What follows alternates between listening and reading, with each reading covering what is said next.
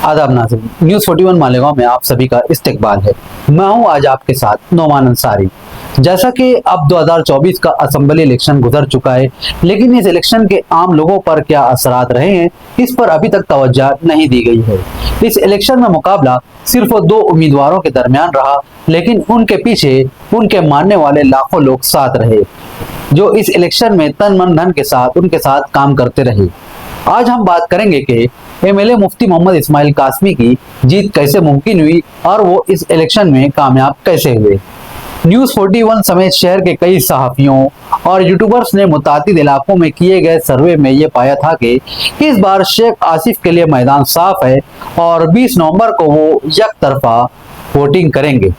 लेकिन जब 23 नवंबर को नताइज सबके सामने आए, तब सभी की आंखें खैरा हो गईं और एमआईएम के लीडर मुफ्ती मोहम्मद इस्माइल कासमी ने 162 वोटों से शेख आसिफ को शिकस्त दी और वो फातेह करार पाए गए। हालांकि इस इलेक्शन में क्या शेख आसिफ और क्या समाजवादी पार्टी दोनों तरफ से मुफ्ती इस्माइल पर खूब तनकीदें की गई और गुज़िश्ता 5 वर्षों में उन्होंने क्या खामियां और गलतियां की हैं, उन्हें आवाम के सामने उजागर किया।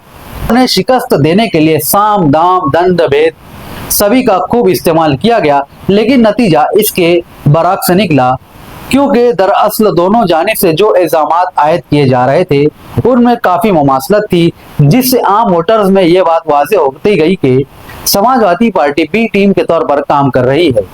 साथ ही सूफी अनीस कादरी और शफीक राना सुन्नी और अंसारी वोटर्स को मनाने में कामयाब रहे, जिसकी वजह से समाजवादी पार्टी को बड़ा नुकसान उठाना पड़ा।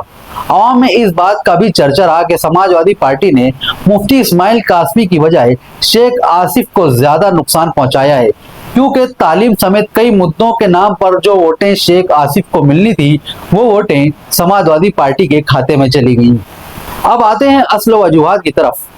20 नवंबर की रात तक मामला शेख आसिफ के हक में रहा, क्योंकि आम लोगों का कहना था कि मुफ्ती साहब ईदगाह ग्राउंड पर जॉगिंग ट्रैक बनने से नहीं रोक सके और ना ही वो नेशनलाइज्ड बैंकों को नदी के उस पार जाने से रोक पा रहे हैं। उसके अलावा लोगों को इस बात से भी शिकायत थी कि मुफ्ती साहब किसी भी शख्स के किसी भी मसले के हल के लिए जल्दी किसी का फोन नहीं उठाते हैं, लेकिन फिर भी उन्हें तकरीबन 1,10,000 वोटें मिली और वो शेख आसिफ को 162 वोटों से शिकस्त देने में कामयाब रहे।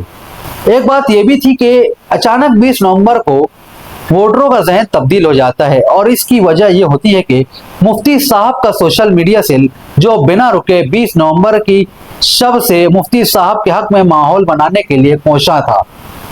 वोटिंग के दिन दोपहर से कबल औरंगाबाद के साबिक कारपोरेटर नदीम फिटर की एक वीडियो वायरल होती है, जिसमें वो कहते हैं कि एक लीडर के लोगों ने उनके साथ मारपीट की है और मुफ्ती साहब का सोशल मीडिया सेल बिना कुछ कहे और लिखे इस वीडियो को खूब शेयर करता है, जिससे आम लोगों का जहन तब्दील हो जाता है और उनके मन में ये बात आती है कि अभी से साबिक कारपोरेटर के साथ मारपीट का मामला पेश आ रहा है, आने वाले दिनों में आम लोगों के साथ क्या मामला रहेगा। हालांकि कई लोगों का कहना है कि नदीम पीटर के साथ जो मामला पेश आया है उसकी शफाफ इंक्वायरी होनी चाहिए और मामला दूध का दूध पानी का पानी आसानी से हो जाएगा। यानी कि नदीम पीटर के साथ जो वाकया पेश आया है वो कहीं ना कहीं मुश्तबा जरूर दिखाई देता है, यह ऐसा आवाम का कहना है। लेकिन वही शेख आसिफ का सोशल मीडिया सेल इस वीडियो का जवाब देने से कासिर रहा और इलेक्शन के दिन माहौल बनाने में कहीं ना कहीं उनका सोशल मीडिया सेल नाकाम नजर आया। उसके अलावा पोलिंग के दिन जब बोगस वोटिंग का मामला उठाया गया, तब सोशल मीडिया के जरिए ऐसा बावर कराया गया कि ये तमाम बोगस वोट गिराने का काम सिर्फ एक लीडर की जानिब से हो रहा है, जबकि आम लोग भी जानते हैं कि हकीकत में ऐसा बिल्कुल नहीं है। मुकाबले की दौड़ में शामिल चारों लीडरों की तरफ से बोगस वोटें गिराने का अमल अंजाम दिया गया था और इसकी कई वीडियो भी सोशल मीडिया पर मंजर आम है, जिसे यहाँ दिखाना मुनासिब नहीं होगा। और इस मामले में भी शेख आसिफ की जानिब से या उनकी टीम की जानिब से कोई खास रिस्पॉन्स नहीं दिया गया, जैसे मानो खुद ही अपने पर इल्जाम का एतराफ कर रहे हैं। इसके अलावा हर बूथ पर 3 नंबर बटन और रिक्शा निशानी जोर और शोर से चिल्लाया जाने लगा और एमआईएम के मीडिया सेल ने इस बात को भी खूब उछाला। ये सब बातें खामोश वोटरों को इंतहाई गिरा गुजरी और शायद इसी बिना पर वो खामोश वोटर जो शेख आसिफ के हक में अपनी हक राय दही का इस्तेमाल करना चाहते थे, वो मुफ्ती इस्माइल कासमी को वोट दे आए। ये इलेक्शन मालेगांव शहर की तारीख का पहला इलेक्शन कहा जा सकता है जिसमें बिरादरीवाद का मुद्दा जमकर उठाया गया।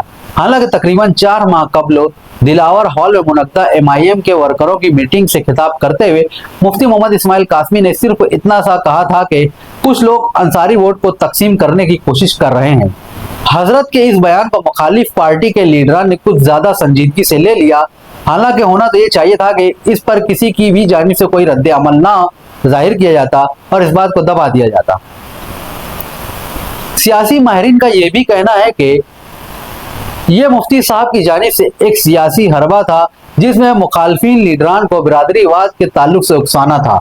अगर वाकई में ऐसा था तो शायद मुखालिफ पार्टियों के सभी लीडरान उनके इस सियासी भंवर में बुरी तरह से फंस गए जिसका नुकसान उन्हें इस इलेक्शन में उठाना पड़ा।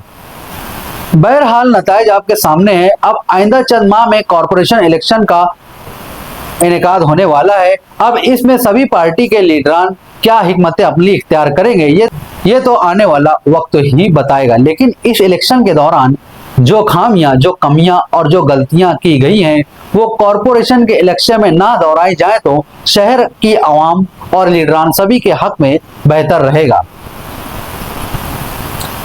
नाजरीन, आज ये खबर आपको कैसी लगी हमें कमेंट करके जरूर बताएं और आइंदा हम किस मुद्दे और मौजू पर वीडियो बनाएं यह भी हमें जरूर बताएं। मैं फिर मिलूंगा आपसे किसी नई वीडियो के साथ, तब तक के लिए खुदा हाफिज।